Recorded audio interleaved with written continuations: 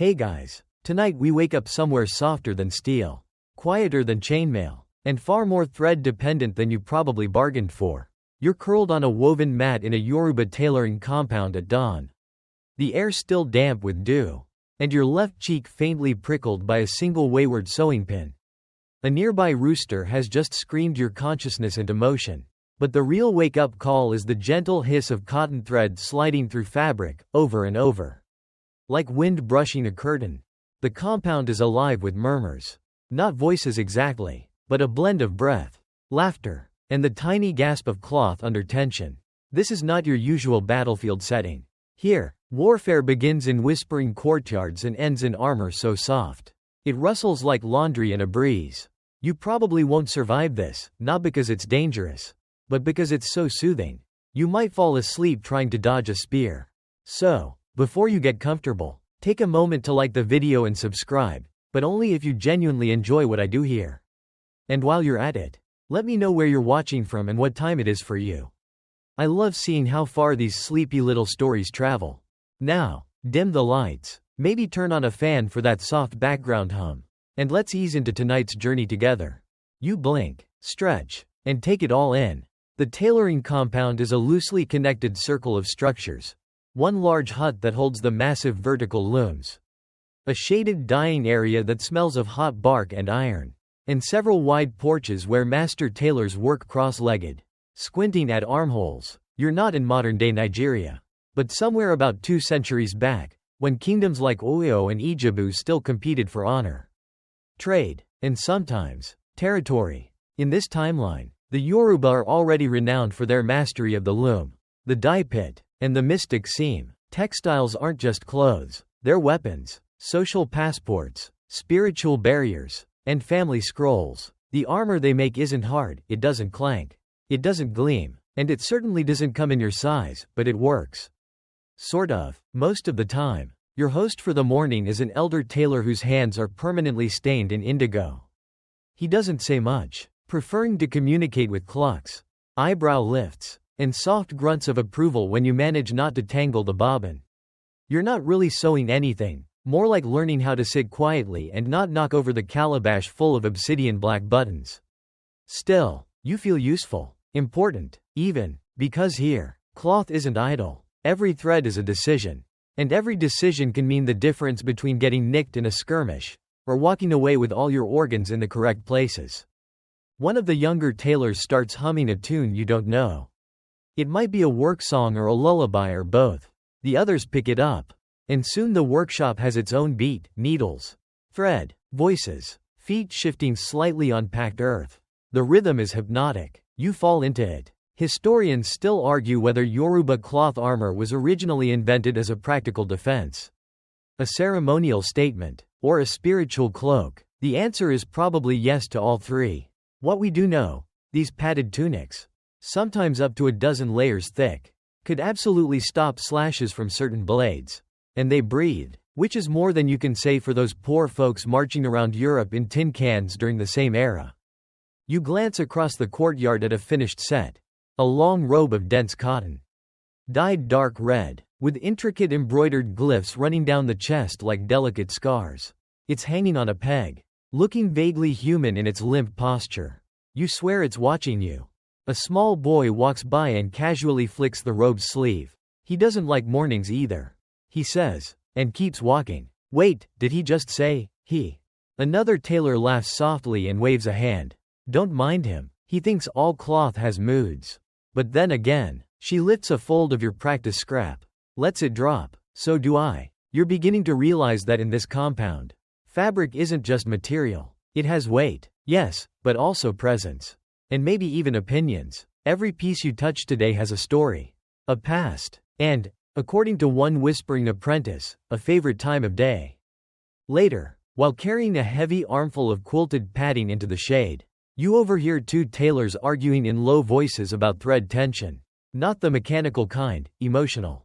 One insists that if the thread is angry, the seams will fray under stress. The other says the thread doesn't get angry, it gets sulky. Which is worse? You decide not to weigh in. By late afternoon, the compound smells of hot cloth and tamarind. A woman chants softly while patching a ceremonial sash. Someone nearby is repairing a shoulder pad that has clearly seen a spear or three.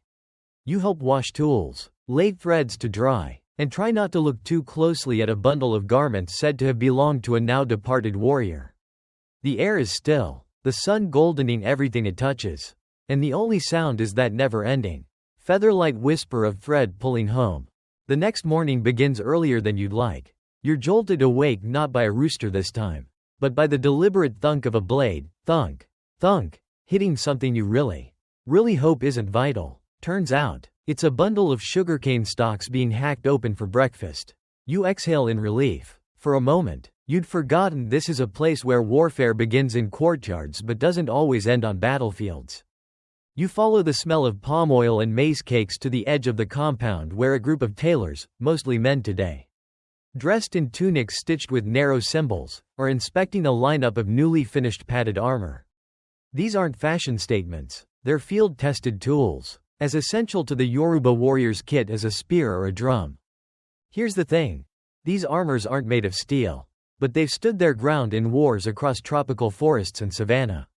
Dense cotton, folded, boiled, and beaten into obedience, becomes something oddly powerful, resistant to cuts, flexible enough for dance-like footwork, and far more comfortable in humid weather than chainmail ever dreamed of being. You pick one up. It's heavier than it looks, thick with layers of cotton batting that's been boiled in tree bark extracts, dried in smoke, and sometimes laced with ground snail shells or pounded charcoal. Soft shell armor. Indeed, the weight settles into your arms with a quiet dignity, like it knows things. Across the compound, someone unfurls a crimson tunic to show you how it's constructed, 12 overlapping sections, each tied at a different angle. Like a fabric puzzle, the tailor calls it the forest wrap design, developed generations ago for warriors fighting in thick, tangled undergrowth. The idea? Let the tunic bend where the jungle does. Historians still argue whether Yoruba soft armor was primarily ceremonial or genuinely effective in combat. Some British colonial officers, writing decades later, dismissed it as picturesque but impractical. That would have surprised the soldiers who wore it and lived. Field reports from early explorers sometimes mention how spears bounced or slid off thick tunics worn by Yoruba guards, especially when the padding had been soaked in plant resin and left to dry in the sun.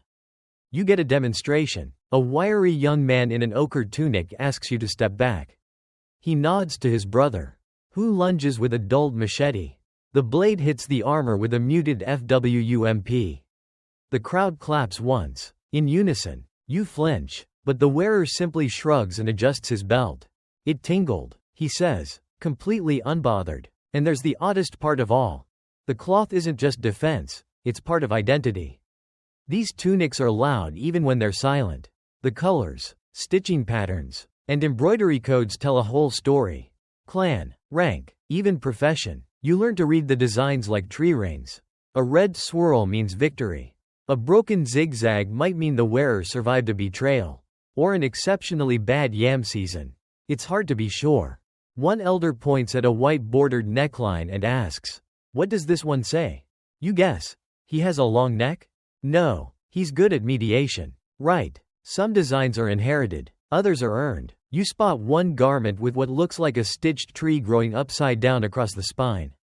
Turns out, that's a symbol given to warriors who fought alongside relatives from 3 different generations: grandfather, father, self, a family tree, literally stitched into your back. Then there's the sound. Cloth armor makes a particular noise when it moves. Not a rustle exactly, more like a hush. You hear it later, when several men jog in place to test their gear. The tunics exhale with them, almost rhythmically, like fabric lungs sinking with breath. One of the older tailors leans close to you and says, "You can always hear a brave one by how quiet he is." You nod solemnly, unsure if that's wisdom or just poetic tailoring philosophy. But as you watch the warriors test their gear, you can see what he means. The movements are fluid, the fabric flows with them.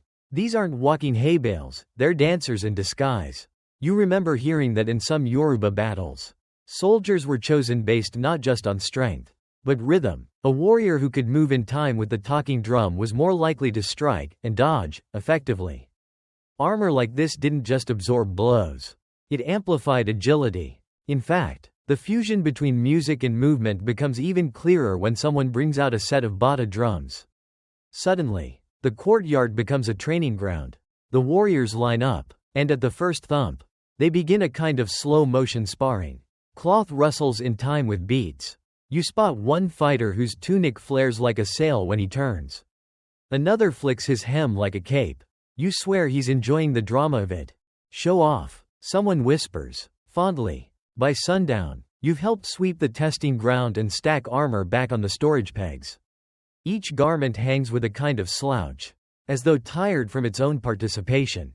And maybe that's true. If anything has personality here, it's the armor. As you settle near the loom hut, the same tailor from this morning leans over and places a bundle in your lap.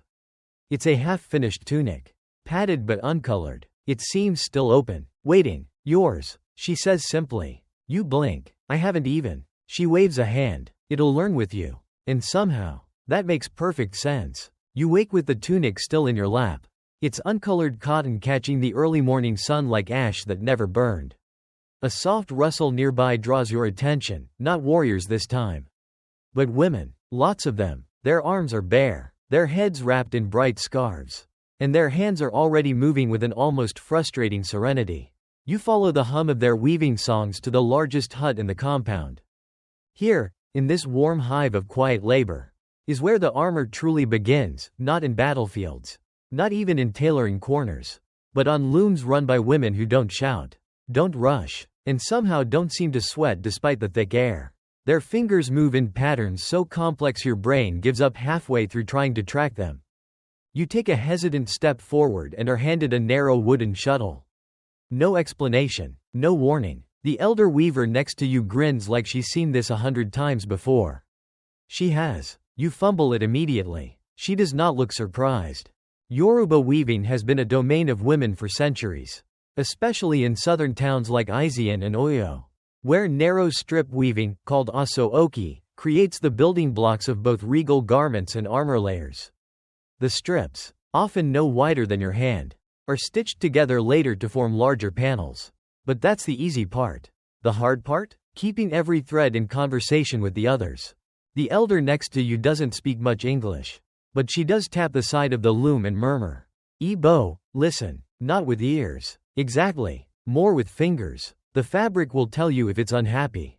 You try again. Thread. Pull. Tap. This time, the loom doesn't flinch. Some historians still argue whether women directly participated in the creation of armor, or whether their cloth was simply repurposed by male tailors later. But oral histories passed down in Yoruba markets, family gatherings, and under the shade of baobab trees suggest otherwise. Women weren't just suppliers, they were protectors in their own right. They wove intention into every line. The difference between a tunic that stopped a blade and one that didn't could lie in how tightly it was woven, or whether the weaver had been in a particularly foul mood that week. As you settle into the rhythm of the loom, you notice something. The strips aren't just functional. They're coded. Some carry patterns only readable to insiders. A sequence of diamonds and vertical slashes might translate roughly to victory through patience. Or, depending on color placement, I will outlast you by smiling. It's delightfully petty and immensely powerful. And the dyes. Oh, the dyes. Indigo so deep it looks black until the sun hits it. Red made from camwood, rubbed so vigorously into the cloth you can smell the bark. Yellow brewed from leaves you're warned never to touch with your bare hands unless you enjoy mild tingling for 3 days. As part of your training, you help prepare one of these dye vats. It smells like fermented shoes and ambition. The weavers laugh when you gag slightly, offering no sympathy, just a clump of wet cloth and a raised eyebrow. One quirky detail. Many weavers believe that talking too much near the indigo vats weakens the color. The idea is that too much human breath interferes with the balance of the dye gods, or the dye bacteria. Depending on who's explaining it. Either way, it makes for a very quiet dye hut, broken only by the occasional low burp of a fermenting pot and the sighs of apprentices wondering when lunch happens. You spot a weaver carefully tucking tiny amulets, bits of bone, teeth, dried fruit skins, into the folds of a finished strip. Charms for luck, for safety, for deflection. Whether these actually work is debated, even among locals, but the tailor you met yesterday muttered, "I'd rather be stabbed in cursed cloth than in plain," and honestly. Who can argue with that? Outside, some young girls play at weaving with sticks and twine, giggling as they pretend to build a warrior's tunic. One of them adds an oversized flower to the chest and declares it, for blinding the enemy with beauty. Future innovator. That one. You're handed your half-finished tunic again. One of the women has added a strip to it, pale gold, patterned with triangles that shimmer slightly when the fabric moves. You run your hand over it. Smooth, light, confident. They said it needed a little more voice, she says. And you realize the cloth has been watching you too. By dusk, the compound glows with fresh washed fabric draped over every line and tree limb. It's like the entire space is exhaling. You lie back, listening to the loom songs still echoing faintly from the big hut. The tunic rests beside you, its new strip catching the last light. It doesn't speak, but somehow, it hums. The next morning, you're woken not by chickens, not by machetes, but by laughter, which is somehow more dangerous. Especially here. You sit up slowly, tunic clutched like a blanket, and find a circle of tailors standing around a large pot that's bubbling ominously. "What's that?" you ask. "Breakfast," one says. "It's for the armor." Another corrects, eyes twinkling. "It's not stew, it's science." You're about to witness the next step in Yoruba armor making, potion cooking. The concoction inside the clay pot is thick, the color of regret, and it smells like fermented spinach, wet rope, and maybe old frogs. A tailor stirs it with a stick far too short for your comfort. This, they explain, is the magic that makes soft armor strong. The recipe? A secret blend of boiled tree bark, ash, crushed herbs, and soaked leaves, most commonly from the iroko or agbo trees. Both known for their spiritual strength and impressive chemical bitterness. Some tailors claim it makes the fibers in the cotton shrink and bind tighter. Others claim it makes the tunic invisible to bad intentions. Both seem plausible here. You're handed a ladle and instructed to stir widdershins. Counterclockwise. Always counter. One insists. Clockwise invites mosquitoes. Scientific evidence? You ask? He shrugs. The one time I stirred clockwise, I got divorced. Fair. Historians still debate the true chemical properties of these herbal armor baths. Some say the tannins from certain bark extracts could act like natural mordants, tightening the cotton fibers and adding water resistance. Others argue the real strength lies in the ritual, the belief that this brew, stirred by hand and cooled under moonlight, turns cloth into something more. Either way, you dip a sample patch into the potion and hang it to dry. Within an hour, it feels stiffer, tougher, still soft to the touch, but with a density that whispers, "Try me." One tailor demonstrates this by stabbing a tunic with a needle, and breaking the needle. Everyone cheers. Later, you're recruited to help with the next test, the bloodless blade trial. It involves a dulled knife, a tree stump, and a long morning of alternating tension and relief. Each tunic is placed over the stump and struck sharply to see how much force it absorbs. Most pass, a few don't. Those get tossed into the rework pile, or occasionally the festival costume pile. Because armor can't stop a knife doesn't mean it can't dazzle in a dance. One piece of armor, a deep blue vest stitched with spirals, holds up especially well. It's soaked through with the potion and has that faintly sour smell of victory. The tailor points to a strange design stitched along the neckline, a zigzag with a tiny hand at one end. That's the mark of someone who once stopped a blade with their shoulder. You blink. On purpose? Not sure. He claimed he didn't see it coming. You nod. Understandable. To lighten the mood, a pair of apprentices begin performing a comedic reenactment of the tunic that failed. It's essentially slapstick. One plays the overconfident warrior. The other plays the overconfident tailor. And both end up pretending to faint dramatically.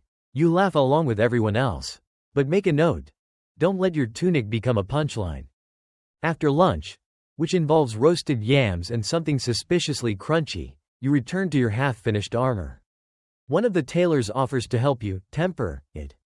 This involves soaking it in the potion, then beating it with flat paddles until the fibers hum. The process is rhythmic and somehow calming, Like your tunic is learning to be brave under pressure. Like it's flexing its own muscles. You ask if the beating is necessary. Only if you wanted to hold a grudge. One tailor says. That night, you sit around the fire as elders swap stories. One recalls a battle in which a single line of padded soldiers stood firm while enemy blades bounced off them like thrown sticks. Another tells of a tunic that absorbed so much sweat and story over time that it was eventually buried as an honored ancestor. You glance down at your own armor. Now damp, steaming gently beside the fire. It smells faintly of bark, effort, and you. It's not finished, but it's not just cloth anymore.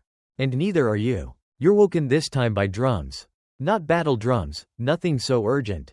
These are celebration drums, the kind that roll and bloom slowly like thunder on a distant hill. You sit up groggily to find the entire compound alive with color. Banners of patterned cloth hang from every rafter. Someone has tied feathers to the tailor's loom beams. The children are already racing around, faces dusted with powdered dye, shrieking with joy. Today is the festival of thread and thunder. Nobody bothers explaining the name. It simply is. You gather, through fragments of gossip and laughter, that this is an annual event when all the local tailoring guilds bring their best armor for display, not for war, but for awe. The competition is not about how many battles a tunic has survived, but how beautifully it can move, how cleverly it's made, and how many ahs it earns from onlookers. You're still blinking sleep from your eyes when someone thrusts a bundle of cloth into your arms. It's your tunic, the unfinished one, except, now it's finished. At some point in the night, someone must have stitched in the final details. A looped border around the hem. A subtle row of pale blue chevrons near the shoulders. And, most strikingly, a line of tight black spirals circling the neck, like fingerprints. Or tiny storms. The tailor who hands it to you just says, "He's ready." You resist the urge to ask if the tunic has a name. Across the compound, the guilds begin to arrive. Some march in with chanting, others dance in swaying lines, their armor clinking with tiny bells. These are not the rigid warriors of Europe or the stiff, silent samurai. These fighters strut, whirl, and even bow theatrically. They're warriors, yes, but also performers, stylists, historians, and more than a few pranksters. One group wears matching tunics dyed in layers of red so deep they seem to flicker in the light. Another flaunts armor sewn with shimmering fish scales. Not for defense, you're told, but for drama. If your opponent pauses to admire your outfit, one guild leader quips, "You've already won." You fall into the crowd, your tunic catching the occasional admiring glance, mostly, you suspect, because of its eccentric neckline spirals. Wind armor, someone calls it. You decide not to correct them. Each guild performs a short display. There's footwork to the beat of talking drums, tunics spinning like cloaks, and at least one awkward demonstration involving mock swordplay and a man getting lightly tapped on the head with a yam. The biggest crowd gathers around a master tailor whose piece, nicknamed the Raincoat of Silence, is made of over 20 layers of cloth soaked in 3 separate potions. It's rumored to dampen the sound of blades passing nearby. Nobody has proven it, but no one argues. The tunic looks as if it would rather disappear than brag. Historians still debate how much these festivals influenced actual military strategy. Was it really about defense, or was it status masquerading as protection? Some scholars suggest the gatherings were coded diplomacy events, where rival clans measured strength not by bloodshed but by thread count. Others argue they were just very flamboyant tailgate parties. You spend the afternoon wandering between pavilions. One display features armor worn by a legendary warrior who supposedly danced through an ambush without spilling his beer. Another showcases cloth stitched entirely from funeral garb, worn by someone who claimed to carry the wisdom of the dead. You don't get close to that one. It smells serious. You sit at one point, sharing roasted plantain with an elderly tailor who's dressed in a tunic that looks like it predates agriculture. She watches the dancers, smiling faintly. They don't know, she says. Know what? That armor remembers, even when we forget. A small parade breaks out near dusk. The guilds process around the compound's perimeter, tunics catching the gold of the setting sun. Your own footsteps join the rhythm, your tunic whispering with every sway. You're not a warrior. You're barely a guest, but somehow, you belong here. The final event is the thunder round. No actual thunder involved, just tailors clapping, drumming, stomping in an escalating rhythm as the most elaborate tunic is revealed. This year's winner is unveiled with great fanfare, a three-tiered cobalt and ivory piece whose lower layer shimmers like snakeskin. It moves like liquid. People gasp. One child faints theatrically. The guild bows in unison. You clap along with everyone, your palms stinging from joy. By nightfall, the lights dim, the fires burn low. The tailors pack away their armor with care, not folded. Never folded, but rolled, gently, as if putting a friend to bed. You do the same. The stars are still clinging to the sky when you're nudged awake by a tailor with a face like folded parchment and eyes that have definitely seen weirder things than you. He says nothing, just points at a narrow hut lit by a single flickering lantern. You follow, tunic in hand, footsteps quiet on the packed earth. Inside, the air smells like old paper and pepper smoke. Welcome to the whispering room. This is where the seams are finished. Not stitched, finished. As in, imbued. According to the tailors, the final step in making armor isn't mechanical. It's spiritual, superstitious, and ever so slightly unsettling. You sit cross-legged in front of an elder tailor whose fingers are stained the color of midnight. She places a spool of black thread between you and whispers a few words you don't recognize. Then she taps your tunic gently and says, "It's time to speak." Here's where it gets strange. The Yoruba have long believed that every garment carries a voice, a kind of quiet soul that's shaped by how it's handled. Who made it? What intentions were sewn into it? So, for warriors, tailors often whisper incantations into the seams. Not always full-on spells, though sometimes, those too. Today, your tunic will receive its whisper. She threads her needle with the black thread that's been soaked in a mixture of charcoal, cola nut, and river water collected under a waxing moon. Fringe tidbit? Some tailors claim that if you soak the thread during a thunderstorm, it becomes resistance thread. Others claim it just becomes wet. Historians still argue whether these rituals were intended as serious protective magic or simply deeply personal acts of craftsmanship layered in meaning. The whispering begins. Each stitch is matched with a phrase, murmured so softly you can't make out the words. You try, you lean in, nothing, just breath, thread, breath, thread. But your tunic, it seems to respond. The fabric warms slightly. It's psychological. Maybe, or maybe not. One apprentice sits beside you, stitching a padded vest meant for her brother. She explains that in her family, tailors pass down protective phrases that must be recited backwards while stitching the collar. To confuse the spirits, she says with a shrug. You're not sure if that means evil spirits or just really nosy ones. Another tailor uses objects instead of words. Tiny snake teeth, fish bones, dried seeds. These get stitched into secret corners of the garment. Not for stabbing but for anchoring. Keeps the cloth from wandering. He says, you try not to ask what happens when a tunic wanders. The answer feels above your pay grade. Your own tunic gets a single amulet, a bit of polished shell tied into the inner hem. The elder calls it a wind tongue, meant to deflect sharp words. You nod solemnly and make a mental note to never wear it while arguing online. Later, you're invited to join a silence hour. Yes, really, for 1 full hour. No one speaks. It's part meditation, part sewing discipline, part ancient practice. Supposedly, it helps tailors listen for imperfections in the thread's mood. At first, the silence feels awkward. Then it stretches, softens, settles into your bones. The only sounds are the rustle of cloth, the occasional cough, and the soft sigh of your own tunic against your lap. At the end of the hour, a bell rings. A tailor nearby holds up her completed armor and smiles. He spoke back today, she says casually. You realize she's talking about the tunic. Again, at this point, you're either very tired or very open-minded.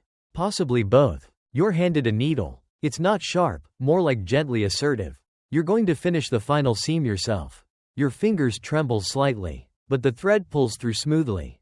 1, 2, 3, pause, whisper. You don't know the words, but you hum something, maybe from the loom song, maybe from your own breath. It feels right. When you're done, the elder tailors examine the seam. They nod. One pats your shoulder. Good tension, she says. You look at your tunic. It looks back. Probably. As the sun slants through the open door, casting long golden streaks across the packed floor, you realize your armor is no longer just a garment. It's a conversation. And you've finally said something back. This morning begins with a slap of goat hooves on stone and a muttered curse from someone chasing them. You sit up quickly, too quickly, and hit your head on a low-hanging calabash used to store spare needles. Great. Your first battle injury is inflicted by fruit storage. Outside, the air is heavy with humidity and tension. There's a new kind of energy in the compound today, more urgent. Less dreamy. You spot your elder host pacing in front of a rack of armor, inspecting each piece with the intensity of a general before a parade. One by one, he lifts the tunics, tugs at seams, then, oddly, looks toward the sky. He frowns. Rain, he says simply. Ah, it's one of those tests. Yoruba tailors, especially the traditionalists, believe that rain is the ultimate judge of armor readiness.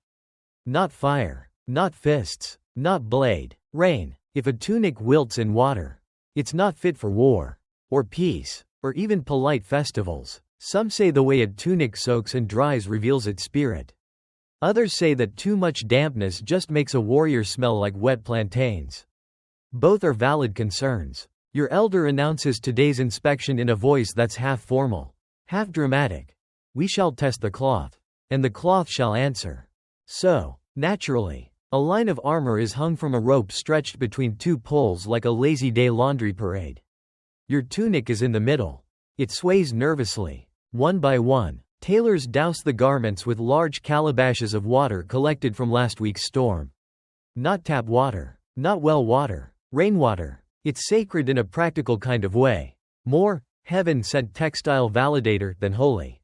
Some tunics sag. Others absorb the water like stoic monks in a cold bath. Yours? It flexes. The spirals around the neck swell slightly, then settle. The amulet in the hem gives a little shiver and stays put. It passes. Well, mostly. A goat lurches forward and takes a bite out of one of the neighboring tunics. Gasps. Shouts. The tailor throws his arms up and howls. It wasn't even fully blessed yet. Apparently, goat bites are considered an unexpected but oddly valid durability test. Goats don't chew weak cloth. Someone mutters. This may or may not be scientifically accurate.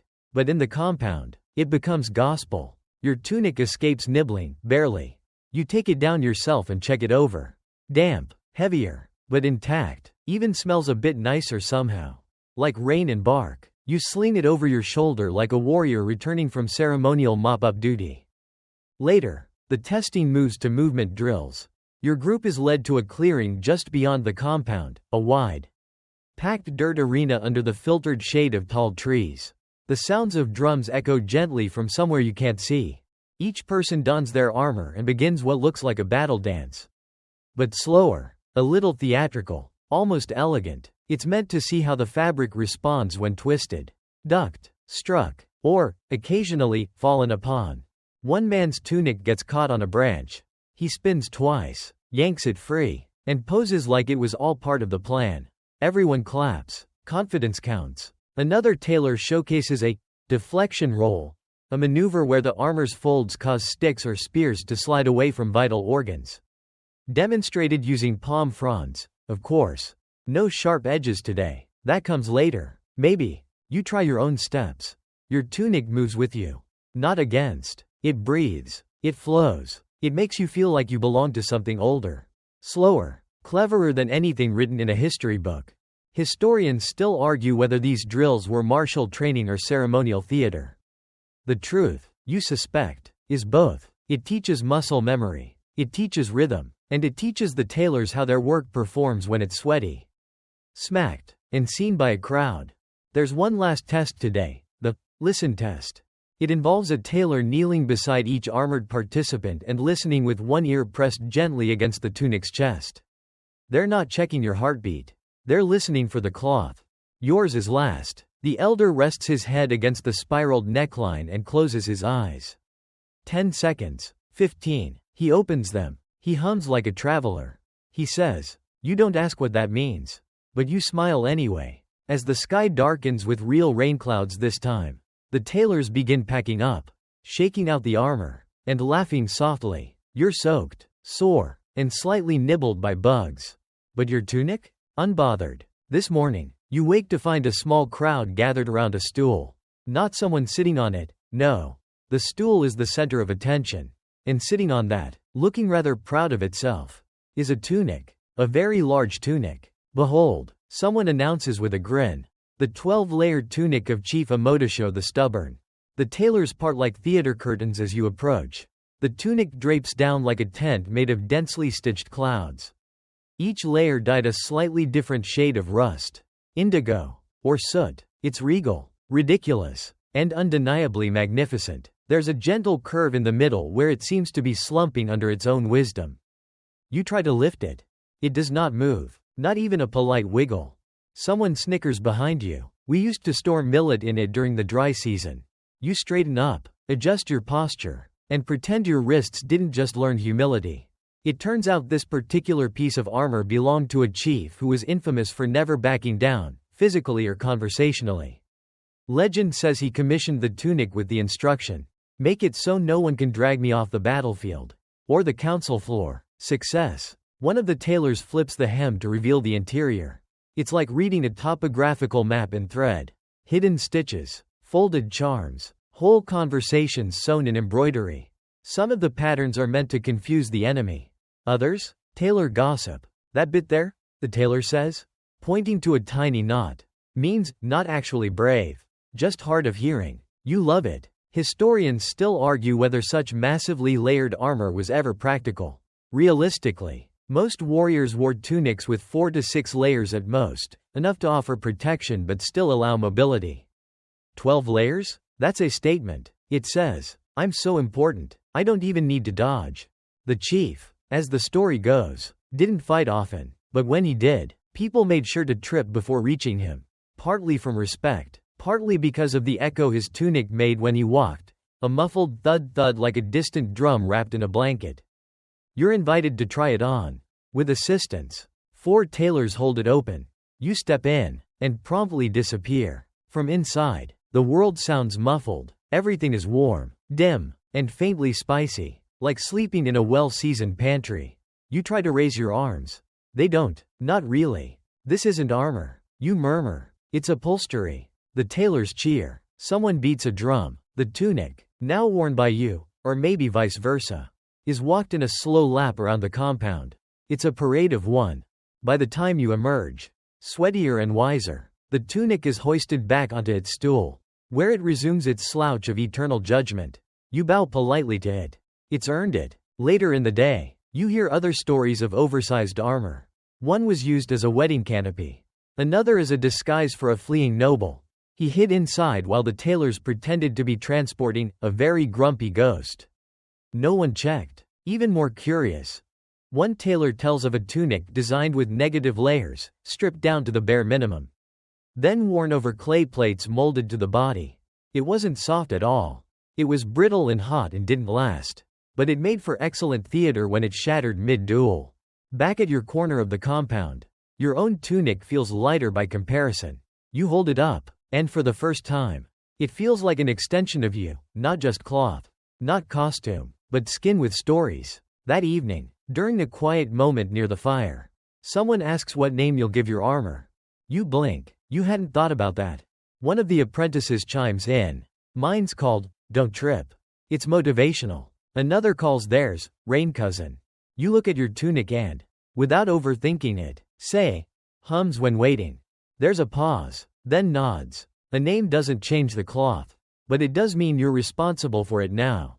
As the stars come out and the wind teases the edge of the drying racks, you swear you hear a soft exhale from your tunic's hem. The first thing you notice this morning is that someone's built a tea table in the middle of the compound. Not a casual tea setup, no.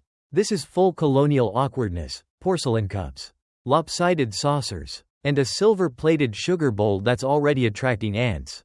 2 British officers sit stiffly at the table. One fans himself with a hat he clearly wasn't issued. The other pokes nervously at a folded tunic on the table in front of him. You've stumbled into diplomacy, tailor style.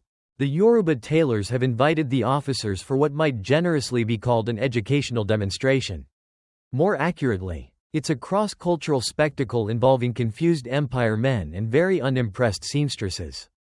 The tunic on the table is a standard 6-layer cotton armor piece, dyed a gentle shade of earth and embroidered with a few protective glyphs.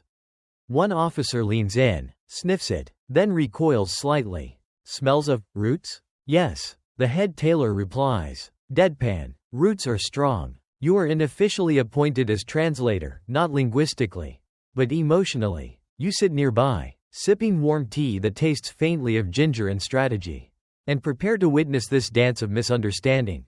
The officers have come, they explain, to better understand the local defense attire, which they've encountered during minor scuffles near the border. It appears, one says, to be unusually resilient. Unusually resilient, that's the phrase. So the tailors get to work. One apprentice places a tunic on a wooden stand.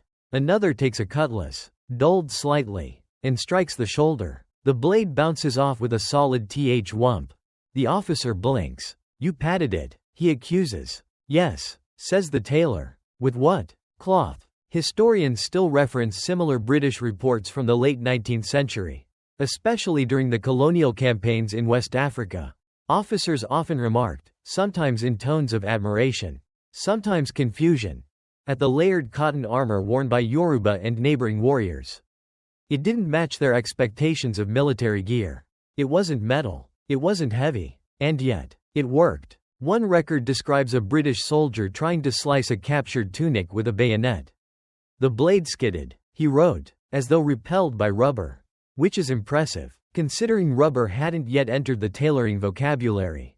Back at the table, the officers pass around another tunic. One attempts to fold it, then gives up. It's like origami with opinions. He mutters. To lighten the mood, one of the older tailors demonstrates a move from the dancing dodge technique, a spin, a duck, and a dramatic pose. The tunic flares out, then collapses elegantly against her frame. Everyone claps, even the ants. The officers try it. They do not succeed. One stumbles sideways into a basket of dye scraps. The other yelps as a seamstress tugs a little too firmly while adjusting his borrowed tunic. Still, no one laughs at them. Not openly. The tailors then showcase a set of tunics worn by guards at sacred groves. Armor designed more for ritual presence than combat. These have bells stitched into the hem, and charms dangling from each shoulder like fabric epaulettes. The officers look intrigued. Ceremonial? One asks. Yes, says a tailor, but also good for dancing. Or terrifying the nervous. One of the apprentices adds. We once made one that sang. The officers exchange glances. No, really, she insists. Wind in the seams. It hummed. You chime in gently. It was sort of acoustically optimistic. They don't ask follow-up questions. As the sun climbs higher, the officers finish their tea. One dabs his forehead with a handkerchief. Remarkable craftsmanship, he says stiffly. Wouldn't last in proper battle, of course. A silence falls. The tailors do not argue. They just smile. Then one of them holds up a British redcoat tunic, clearly bartered or acquired from some previous encounter. The fabric is bright but thin. She prods it gently. Pretty, she says. Not for battle, of course. You sip your tea. When the officers finally take their leave, escorted politely but firmly by a chorus of tailors, the compound relaxes again. A few chuckle. One mimics the stumbling spin from earlier. Your tunic, still draped over your shoulder, feels suddenly proud. Later that afternoon, you find the office's teacups washed, dried, and repurposed, now holding needles, beads, and the occasional beetle that wandered in by mistake. Not for battle, someone says behind you. With a grin, you nod. Still useful. You're knee-deep in smoke and arguments. Well, technically, you're squatting near a smoky fire pit, trying to keep your eyes from watering while two tailors loudly debate the merits of ayokari leaves versus foahire bark as the superior additive in dyeing armor-grade cotton. One of them waves a dye-stained spoon like a warfan. The other brandishes a half-boiled leaf and a look that says, "You absolute amateur. Welcome to the mobile dye camp, equal parts science lab, spiritual center, and gossip circle." The location has shifted to a temporary outpost under a wide canopy of palms just outside the main compound. Here, master tailors experiment, not on dummies, on fabric. This is where the real innovations happen. Fueled by curiosity, mild rivalry, and occasionally roasted plantains, you're tasked with fanning one of the dye pots, slowly, evenly, and without knocking it over like last time. The mixture inside bubbles and hisses. Its exact composition is a mystery. You're told it includes charcoal, bitter herbs, fermented cassava, and, confusingly, a goat's polite opinion. Is that a real ingredient, you ask? The tailor just shrugs. It worked last time. Historians still argue whether the chemical properties of these concoctions actually improved cloth strength or simply altered texture and hue. But one thing's clear: Yoruba dyeing camps were more than colorful laundry days. They were workshops for testing, failing, and occasionally succeeding beyond belief. Someone pulls out a piece of armor dyed with a deep plum hue, said to have been created using a mix of soot and dried lizard scales. Fringe detail? It's called shadow walker, and rumored to have once confused an entire patrol by blending perfectly with dusk. Another tailor unrolls a tunic stained yellow gold and speckled with iron filings. Makes the blade slip, she claims. You're skeptical until she flings a dull spearhead at it. It bounces. Barely. Still, you applaud. The arguments continue. A younger apprentice proposes that boiling the cloth in river mud adds toughness. An older one scoffs. It adds smell, not toughness. You take notes, just in case. A side discussion emerges about which river's mud is best. Someone says the Osun River is spiritually charged. Someone else claims the Ogun River mud tastes better, at which point everyone glares. That tailor turns red. For testing, just once. As the day stretches on, the conversations drift into older stories. One tailor recalls a legendary armor piece said to have been dyed under a lunar eclipse, giving it the ability to reflect moonlight but absorb torchlight. Others roll their eyes. That's just poor contrast. One mutters. Still, someone digs through a pile of folded armor and finds it, or something like it. It gleams faintly under the canopy. You run your fingers over the surface. It's soft, but oddly cool, like night air trapped in thread. You ask how it was made.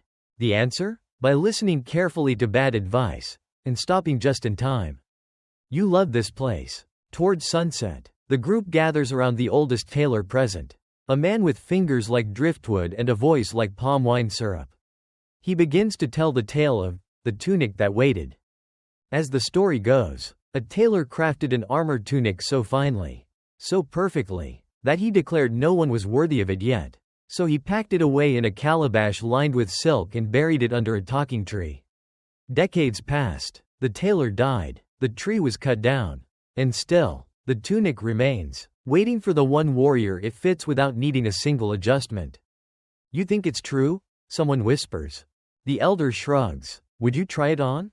No one answers. You quietly wonder if your own tunic, hums when waiting, is the opposite. Not waiting for you to arrive, but learning from you as it goes. Becoming more itself with each mistake, each tug, each botched seam fixed by a knowing hand. Before the group disperses, a tailor hands you a folded scrap of cloth dyed in 4 layers: blue, brown, black, and one strange shade that shifts between green and smoke depending on the angle. Experimental, she says. What does it do? She shrugs. Annoys mosquitoes, possibly emperors. You tuck it inside your tunic's inner pocket. Just in case. It's a quiet morning at first. You're helping hang freshly dried tunics on a long horizontal pole when the drumming begins again. But this time it's slower, less festive, more ceremonial. The sound doesn't call you to dance, it invites you to sit very still. Today, you're going to learn how armor talks without moving. You follow the sound into the compound's central courtyard, where a half-circle of warriors has gathered, each dressed in ornate armor that's clearly not meant for fighting. These are peace tunics. Their purpose? Status, signal, subtlety. At first glance, they might seem simply decorative. But as one elder explains, when you speak without speaking, Fred must say it all. She gestures to a warrior stepping forward. His tunic is pale gray, nearly colorless compared to others you've seen. But it glints, faintly. A closer look reveals lines of metallic thread forming twisting patterns near the hem. They're not flashy. They're precise. That, says the elder, means he's a negotiator. Or at least, he's supposed to be. The warrior snorts. I once resolved a dispute over goat ownership with a dance-off. The elder ignores him. The deeper you look, the clearer the codes become. Stitched into sleeves are rows of tiny triangles, some pointing up, others down. It's not just a design. It's a ledger. One row shows titles held. Another shows how they were earned, or challenge. Some tunics even include ghost stitches, threads of matching color that appear only in the right light. A bit like secrets visible only to those who know where to squint. Historians still debate whether such tunics served primarily as political tools or social armor. Some argue that in the Yoruba courts, diplomacy was often a visual game, where a warrior's cloth said more than any official document. Others point out that some of these status tunics came with hidden pouches for gifts or bribes. You're handed one such garment to examine. It's lighter than your own, thinner, designed not for defense but for display. Yet it feels heavier. Maybe it's the weight of meaning. The elder points to a swirling embroidered patch on the chest. That, she says, tells the viewer that the wearer once spoke for the clan during a famine. How, you ask? The pattern is the shape of the famine wind, she replies, as though that explains everything. Maybe it does. Nearby, two younger tailors discuss how to subtly add new titles to a tunic without disrespecting the old ones. One suggests layering, a translucent overlay of thread. The other frowns. Too fussy. Makes it look like you're apologizing. You love how serious this all is. No sarcasm, just reverence for the politics of presentation. Later, you watch a simulated negotiation between two warriors, one in bright orange armor embroidered with sunbursts, the other in dark blue with narrow vertical lines like dripping water. They don't speak. They approach, circle, nod. Each slight movement displays a sleeve, a hem, a cuff. Then, one offers a sash from his waist. The other offers a matching strip.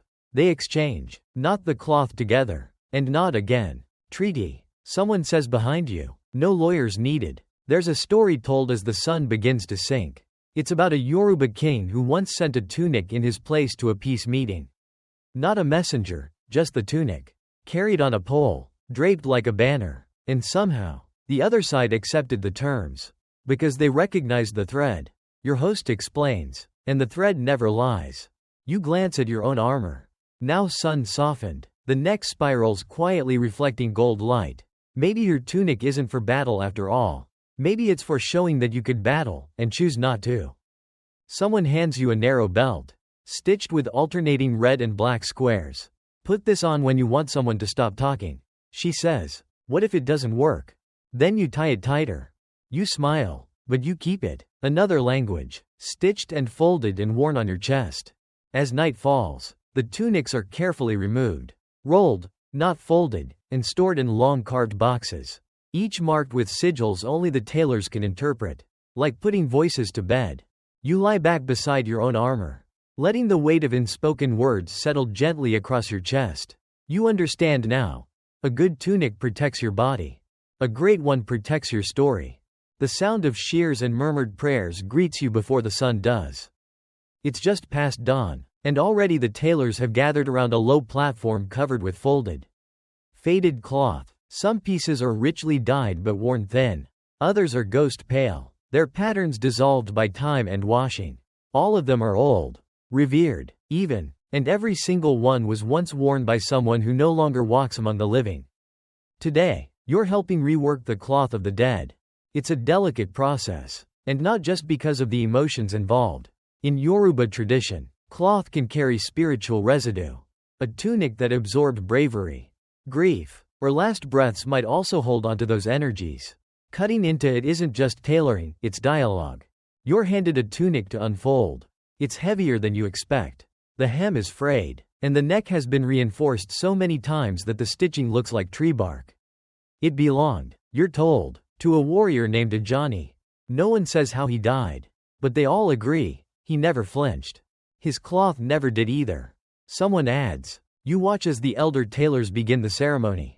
First, they press each piece flat with warm stones, as if easing out wrinkles of memory. Then, a slow, reverent cutting begins, not with steel shears, but with sharpened gourds, The idea is to separate without snapping the spirit thread. Historians still argue whether these rituals served purely spiritual purposes or whether they offered a form of communal grief processing, a way to honor and repurpose without erasing. Either way, the mood here is quiet, not somber, just aware. Each usable piece is recut into new shapes. Some become patches for armor in training. Others are trimmed into collar linings or inside pockets, never visible, but always present. A few scraps are placed in a woven basket marked with chalk sigils. Those pieces are not to be reused. They will be buried later with a quiet chant and no fanfare. You're given a task: to choose a piece to add to your own tunic. You hesitate. There's a scrap of deep red with a faded zigzag, sturdy, but oddly tender at the edges. The tailor beside you nods. That one's good. It belonged to a runner. Carried news between camps faster than a horse.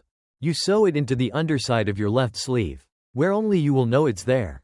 It flutters slightly when you move, like a whisper you forgot you heard. Mid-morning, someone tells the story of a tailor who once crafted armor using cloth from 7 warriors, all from different clans. It caused a small diplomatic incident because no one could agree whose spirit it belonged to. The tunic now sits in a shrine, untouched, too crowded, the elders say. Later, a young apprentice holds up a tattered sash and asks, "Should we throw it out?" The oldest tailor frowns. "Why? It's too small, useless." Then let it be a reminder. And so it's stitched, unaltered, onto the back of a new tunic. Like a scar that says, "This happened. It mattered." You pause for a long time, watching that. It's the kind of thing you don't forget. By afternoon, the reworked tunics are hanging on a line near the dye vats, fluttering like a choir in rehearsal. Some are patched so carefully you can't see the seams. Others wear their history boldly, mismatched colors, obvious stitches, even burn marks preserved instead of concealed. You ask one tailor if he ever worries the dead might not approve. He shrugs. Then they should have stitched tighter. That night, as you sit by the fire with your tunic folded beside you, you run your thumb along the runner's cloth inside your sleeve. It's quiet, but not silent. A familiar hush that settles around your shoulder like the weight of someone sitting beside you. You think about the warriors who came before, their hopes, their heat, their stubbornness woven into fabric, passed down without ceremony except this: someone willing to listen with a needle. And tonight, that someone is you. You wake to music, again. But this time, it's different. Not the slow throb of working drums, or the tense taps of a testing rhythm. This is lighter, funnier. The kind of music that makes your feet move before your brain agrees. A chorus of flutes, rattles, laughter. You sit up, and your tunic practically leaps into your hands. It knows. Today isn't for fighting, dying, or whispering to thread. Today, the armor dances. The sun is already high by the time you follow the crowd to a wide clearing just beyond the compound. It's ringed with banners, and the dust has been carefully swept, though it's not likely to stay that way. Lined up along one edge are dozens of warriors in full cloth armor, each looking more radiant and more absurd than the last. Someone elbows you. You're lucky. You're here for the Aso Oko Iyo.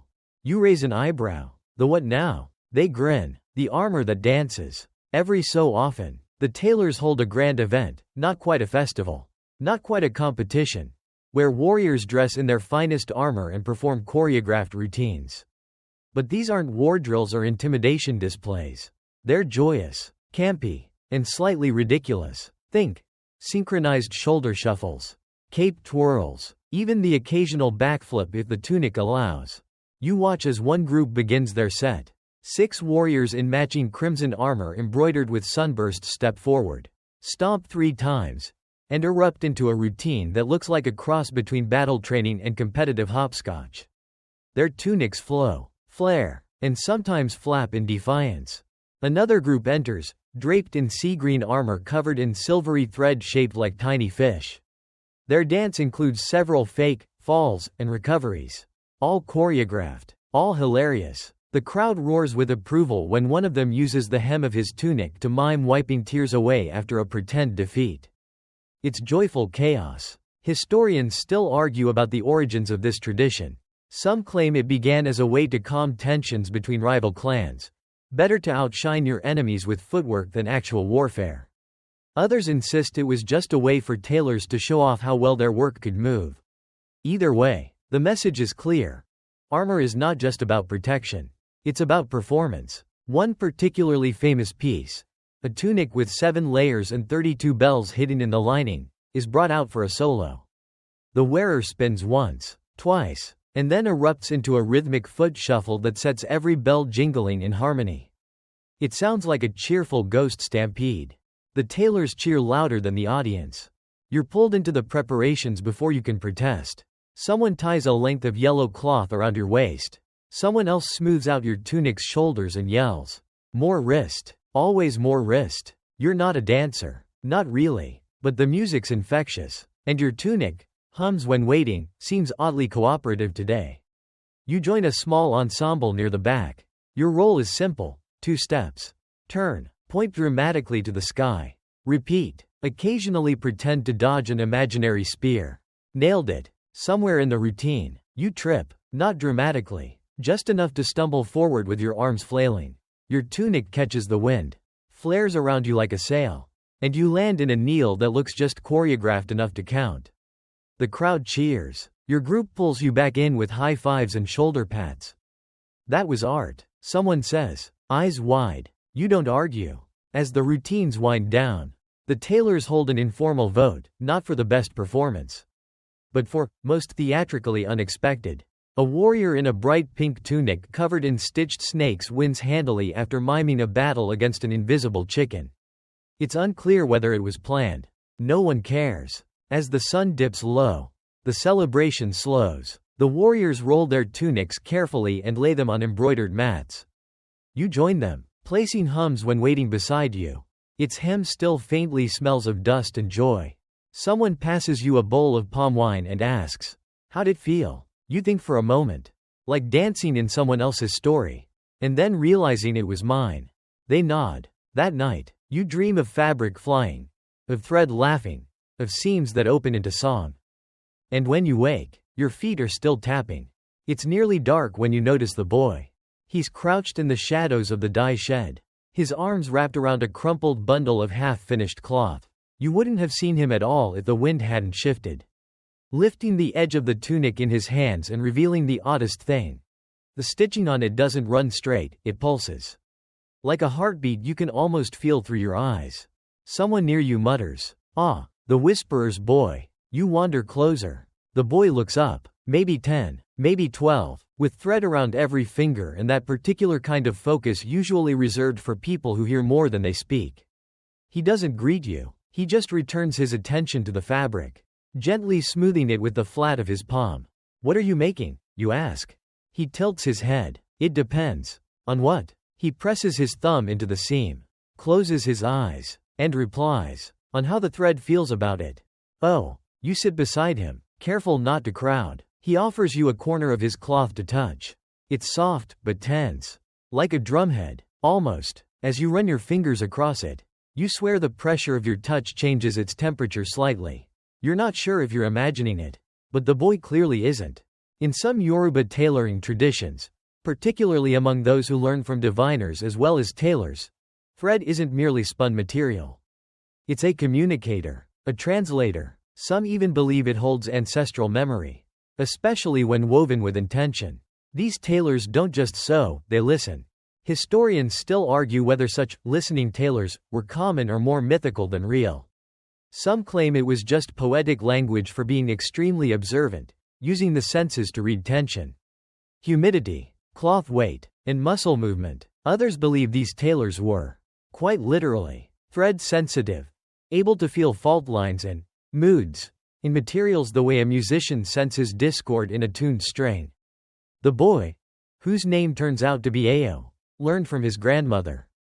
She stitched her final tunic blindfolded, claiming the cloth guided her. Ao says he's not ready for that yet. Still, he shows you how to test tension with your thumb. He has a technique. Rub the seam twice. Then press gently and listen, not with your ears, but with the back of your jaw.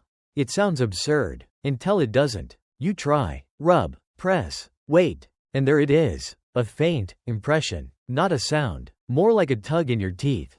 A silent hum. You try it on your own tunic. Nothing. You try again. This time, a soft thrum, as if your fabric had cleared its throat. You turn to Ao, eyes wide. He nods, not smugly, just like someone who's had that look before. You ask what he's working on. He gestures at his cloth and replies. It wants to be something protective, but light, for someone who runs more than fights. You blink. That sounds like me. He shrugs. Maybe. Later, as the sky tips into full night and the crickets take over percussion duties. Ao teaches you a few more subtle tests. How to tell when a seam is holding its breath. How to soften a tight weave with just the heat of your palm. You're not great at it, but your tunic seems interested. Before you part, he gives you a single stitch. Not a piece of thread. A stitch, already tied between two short scraps. Put it inside your hem. He says, when the thread gets restless, it'll calm it. You ask how he knows. He just smiles. That's what mine does. As you walk back toward your sleeping mat, stitch in hand, you realize that while most warriors dream of shields and blades, some armors are shaped by whispers and quiet decisions, by fingers that feel for meaning before making moves. You sew Ao's stitch into your tunic that night. No ceremony, just a silent, thoughtful press of the needle, and a breath you didn't realize you'd been holding. The fabric shifts slightly as you settle in, as if to say, yes, it's your last full day in the compound, and something in the air knows it. The morning is hushed, not solemn, just slower. The looms creak more gently. The tailors speak in half volume, and even the goats seem to bleat with indoor voices. You wake before the sun fully rises, feeling your tunic beside you. It doesn't rustle this time. It breathes. Today, you'll finish the final seam. Not for function, not for show, just closure. The elders gather near the main loom hut, where you're handed a bundle of quiet tools, your old thread, a calabash of worn dye, and one very well-behaved needle that someone claims hasn't broken in 3 years. You set up near the doorway, cross-legged, with your tunic laid out in front of you like a sleepy animal waiting for its final collar. It's beautiful. Hums when waiting looks nothing like the practice cloth you first stumbled through. The spiraled neckline is now darkened by sun and sweat. The sleeve holds the memory of a long-gone runner. The hem hums with its quiet shell amulet. And somewhere, hidden deep in the fold near your ribs, rests a whisper from a boy who hears better than he speaks. The final seam is simple. A long tug just beneath the shoulder blade. It doesn't serve much structural purpose. It's tradition, like putting a period at the end of a sentence that was already complete, but now sings more clearly. You begin stitching, slowly, deliberately. Every pull of thread feels like turning a page backward. You remember the potion brew, the rain test, the leaf arguments, the tunics that danced and those that wept. You remember the goad. You definitely remember the goad. As you finish the last loop, the stitch catches. Not tight, not wrong, just firm, as if the tunic has agreed, yes, that's enough. You press your palm to the seam and whisper, thank you. The fabric doesn't answer, but it doesn't have to. Just before noon, the tailors gather for the unspoken ritual that comes at the end of any good cloth's journey, the sunset. Everyone brings out their tunics, not to wear, not to show, but to sit with. The armor is spread on woven mats, laid flat under the sky, facing the sun like soaking memories. Some tunics are folded just slightly, like they're napping. Others lie fully open, basking in warmth. You sit beside yours. One by one, tailors begin to hum, not the usual loom songs, but something older, slower, wordless, the kind of tune you couldn't sing if you tried. Because it's more breath than music. It feels like goodbye, but also like welcome, a soft nod between companions. The elders don't say much. A few pass by, touching the cloths gently, nodding at seams, smiling at hidden pockets. No judgments, just recognition. Ao passes you a carved comb for brushing the armor's memory straight. He says, you don't ask questions anymore. You just brush. As the light begins to soften, you roll your tunic up for the last time, carefully. Like swaddling a story. You tie it with a strip of test cloth dyed with too much curiosity and just the right amount of luck. The compound doesn't have a farewell song. It has a rhythm. One more shared meal. One more leaf argument. One more nudge from the goad. As night falls, you lie back on your mat, tunic beside you, and the wind comes, soft, slow, whispering through the palms, across the thatched roofs. Over the old wooden loom. It brushes your shoulder and catches, ever so slightly, on your tunic's hem. You could swear it hums. So now, as you lie there in the hush of this imaginary world, let the story of soft shell armor settle into your limbs. Let the layers of cotton and charm and whispered thread wrap around you like gentle reassurance. You've walked through dye camps and dance circles, through quiet mornings and loud dye pots. You've sewn with thumb and thought and watched fabric become memory. Take a slow breath in. Let it out, even slower. Let your muscles ease like folds in sun-softened cloth. Picture your tunic, your strange, stitched companion, laid flat beside you, humming faintly as dreams start to rise like mist over woven courtyards. You are no longer watching from outside the story. You are inside it now. A quiet figure beneath a sky streaked with the last blush of dusk. Somewhere nearby, a loom ticks softly in its sleep. Someone sharpens a needle with reverence. And in the shadows, a boy touches a seam with his thumb and smiles. No more questions tonight. No more cutting or folding or checking for tears. Just rest. Let the armor hold you, not from attack, but from worry, from hurry, from all the things you don't need to carry into the night. You are stitched in, snug and known. The wind is soft. The thread holds. Sleep well. End of script. Sweet dreams.